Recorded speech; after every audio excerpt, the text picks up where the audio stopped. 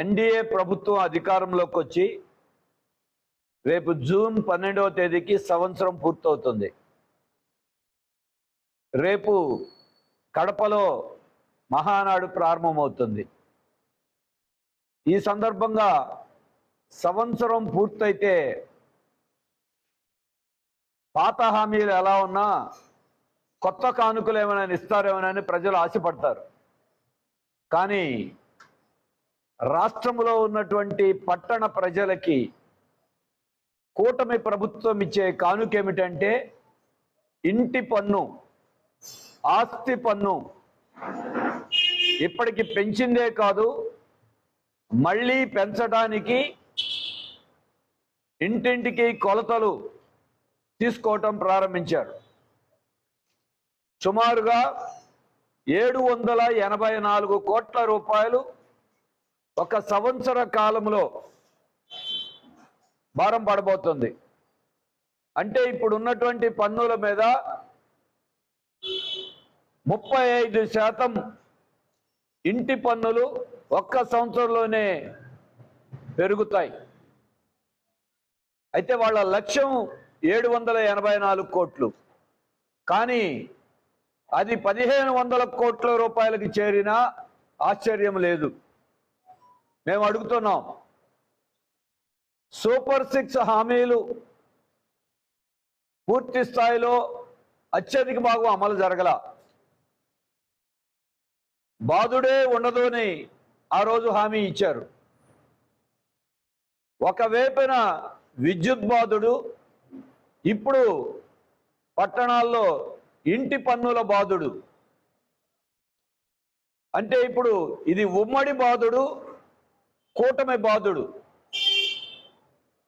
గతంలో ఉన్న ప్రభుత్వం వైసీపీ ప్రభుత్వ దారిలోనే ఇవాళ ఉన్న కూటమి ప్రభుత్వం కూడా నడుస్తూ ఉంది. ఆనాడు ఈనాడు కేంద్రంలో ఉన్న బీజేపీ నరేంద్ర మోడీ ప్రభుత్వం ఆదేశాలు ఇస్తే వాళ్ళు లొంగిపోయి పన్నులు పెంచారు. ఇది కూటమి ప్రభుత్వమే కాబట్టి అడ్డగోలుగా పన్నుల భారాలు వేస్తా ఉన్నారు. గతంలోనే ఆస్తి విలువను బట్టి, క్యాపిటల్ వాల్యూను బట్టి పన్ను వేసే విధానాన్ని వైసీపీ ప్రభుత్వం చట్టం మార్చేశారు. అలాగే 198వ నెంబర్ జీవో విడుదల చేసి పన్నులు పెంచారు. దాదాపుగా గత ప్రభుత్వంలో 4 ఏళ్లలో 948 కోట్ల రూపాయలు గత 5 ఏళ్లలో భారం పడింది. ఇప్పుడు ఈ ప్రభుత్వం పన్నులు తగ్గిస్తామని ఎన్నికల మేనిఫెస్టోలో హామీ ఇచ్చారు. ఇంటి పన్నుల విధానాన్ని మేము సమీక్షిస్తాం, భారం లేకుండా చూస్తాం, భారాలు తగ్గిస్తామని మాట చెప్పారు. కానీ ఇప్పుడు నమ్మక ద్రోహం చేశారు. గత 5 ఏళ్లలో 948 కోట్ల రూపాయల భారం ఎక్కువని ప్రజలు ఆ ప్రభుత్వాన్ని దించేశారు.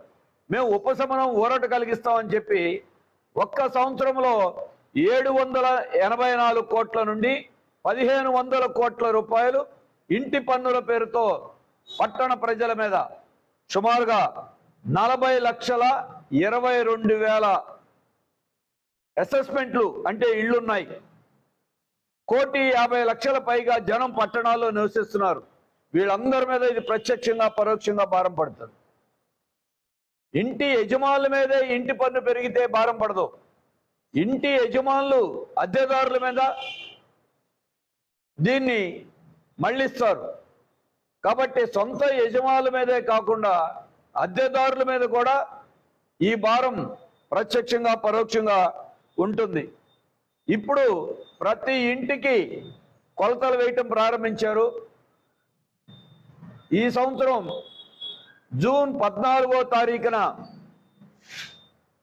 మున్సిపల్ శాఖ ఒక మెమో ద్వారా ఆదేశాలు ఇచ్చారు. ఈ మెమో ఇవ్వటానికి రాష్ట్ర ప్రభుత్వము, మున్సిపల్ శాఖ మంత్రి గారు సమీక్ష చేసి మున్సిపల్ శాఖ మంత్రి గారు ఇచ్చిన ఆదేశాల ప్రకారం ఈ కొలతలు ప్రారంభమైనాయి. కొలతలు కొలిస్తే ఏమిటని అనుకోవచ్చు. కొలతలు కొలవటం అనేది ఇంటి పన్నులు పెంచడానికి చేస్తున్న ప్రయత్నం. అలాగే ఏ మున్సిపాలిటీలో 123 మున్సిపాలిటీలు కార్పొరేషన్లు ఉన్నాయి రాష్ట్రంలో. వీటిలో 20% తగ్గకుండా కొలతల ద్వారా పన్ను పెంచాలని ఆదేశాలు ఇచ్చారు. ఇప్పటికే గత ప్రభుత్వం ఇచ్చినటువంటి చట్టము జీవోల ప్రకారం 15% ఈ సంవత్సరం ఏప్రిల్ నుండి పన్ను పెరిగిపోయింది. గత సంవత్సరం 15% పెంచారు. కూటమి ప్రభుత్వం పరిపాలనలో కూడా మళ్ళీ ఈ సంవత్సరం కూడా పెంచారు. ఆ 15%కి ఇప్పుడు కొలతల ద్వారా ఇంకో 20% తగ్గకుండా మినిమం 20%, మ్యాక్సిమం ఎంత అవుతుందో తెలియదు. ఈ కొలతల రూపంలో చేస్తున్నదేంటి? పన్ను లేని వాటి మేము పన్నేస్తామంటున్నారు. పన్ను లేని ఇళ్ళకి పన్నేస్తే అభ్యంతరం లేదు, కానీ పన్ను లేని కొత్తగా కట్టిన ఇల్లు కొలతలు వేయటం కాదు, ప్రతి ఇల్లు కొలతలు వేస్తున్నారు.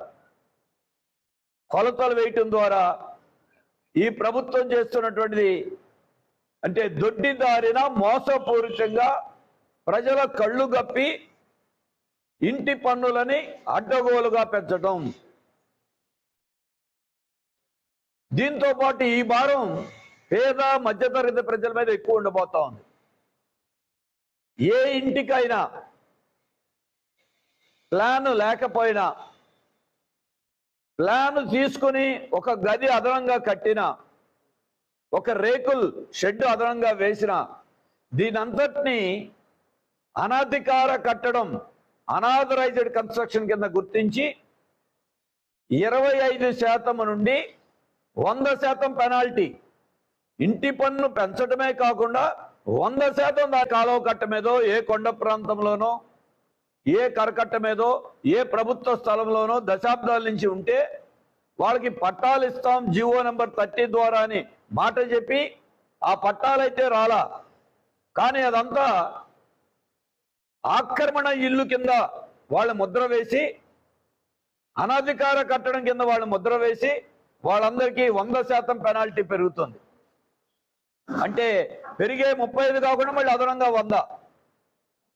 అలాగే పేద మధ్యతరగతి వాళ్ళు ఇల్లు కట్టుకుంటారు, చిన్న చిన్న వాటికి ప్లాన్లు ఉండవు, ఏనాడో కట్టిన వాటికి ప్లాన్లు ఉండవు. ఇప్పుడు ప్లాన్ లేదని వాళ్ళని శిక్షించడం ఏంటి? అంటే ప్రభుత్వము ప్రజలని దొంగల్లాగా ముద్ర వేసి, ఏనాటి నుంచో ఉన్న ఇళ్ళని అనధికార కట్టడాలు ముద్ర వేసి వాళ్ళని బెదిరించడానికి, ఆదాయం గడించుకుని ఖజానా నింపుకోవడానికి ఈ 100% వరకు పెనాల్టీ విధిస్తా ఉన్నారు. ఇది పూర్తిగా నమ్మక ద్రోహం తప్ప ఇంకొకటి లేదు.